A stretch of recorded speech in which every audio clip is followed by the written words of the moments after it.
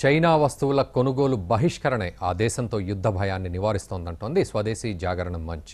మన దేశం నుంచి తీసుకెళ్లిన లాభాలతో మన మీదే యుద్ధానికి సిద్ధమవుతున్న చైనాను ఆర్థికంగా దెబ్బతీయాలని స్వదేశీ జాగరణ ప్రచారం విద్యార్థులను ప్రజలను చైతన్యవంతం చేస్తోంది.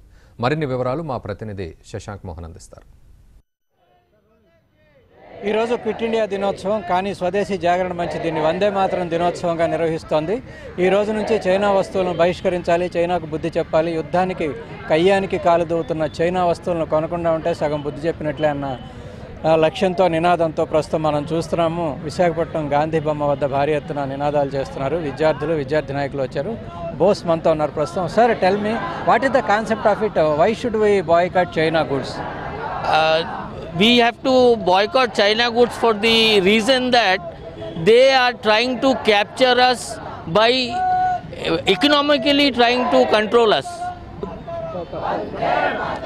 Economically they want to tie our hands and they want us to be slaves to their economic policies.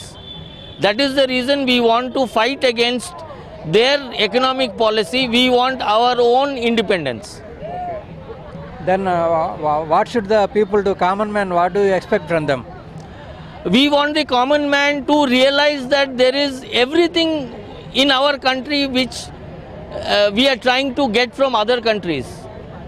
So what we are trying to tell the people is that please use the Indian things so that our employment will increase, and by stopping the foreign goods, we will stop our financial outflow, so we can use it for our own country's development.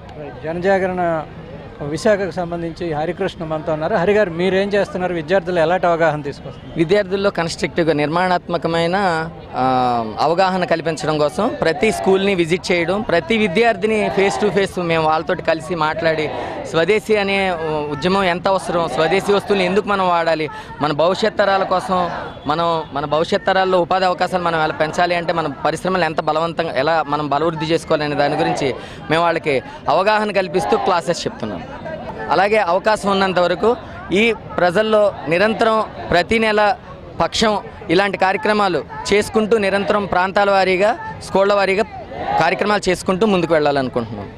ఇది మనం చూస్తున్నాం. విశాఖపట్నంలో ఇప్పటికే ఈ కార్యక్రమం మొదలైనా ఇంకా పెద్ద ఎత్తున కార్యక్రమాన్ని సాగిస్తామంటూ జనజాగరణ మంచి చెప్తుంది. చైనా వస్తువులు అక్కర్లేదు, చైనాలో తయారయ్యే ప్రతి వస్తువు భారతదేశంలో కూడా ఉంది కనుక ఆ వస్తువులనే కొనుగోలు చేయాలని విద్యార్థులు ఎక్కువగా వస్తువులు కొంటూ ఉంటారు. అలాగే ఇతర వస్తువులు కూడా ఇండియావే కొనండి, మన డబ్బు బయటకు పోకుండా చూడండి, తద్వారా మన డబ్బుతో మన కన్నే పొడిచే చైనాకు బుద్ధి చెప్పండి అని వీరందరూ అంటున్నారు. కెమెరా పర్సన్ కృష్ణతో శశాంక్, భారత్ టుడే, విశాఖ.